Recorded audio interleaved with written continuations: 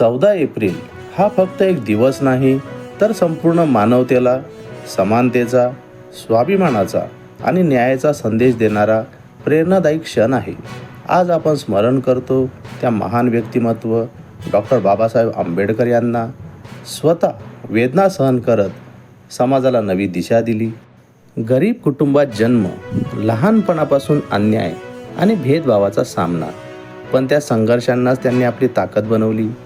शिक्षणाच्या जोरावर त्यांनी जग जिंकले, पण त्या यशाचा उपयोग त्यांनी फक्त स्वतःसाठी नाही, तर समाजातील शेवटच्या माणसासाठी केला.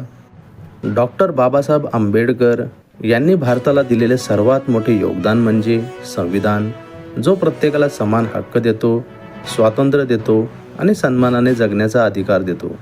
त्यांनी अस्पृश्यतेविरुद्ध लढा दिला, महिलांच्या हक्कासाठी आवाज उठवला आणि समाजाला शिक्षण, संघटन आणि संघर्ष याचा मंत्र दिला.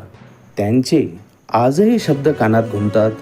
शिका, संघटित व्हा, संघर्ष करा. हे फक्त वाक्य नाही, तर प्रत्येकासाठी आयुष्य जगण्याचा मार्ग आहे.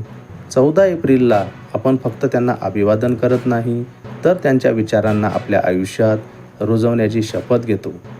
कारण त्यांनी दाखवलेला मार्गच आपल्याला खऱ्या अर्थाने प्रगतीकडे घेऊन जाईल.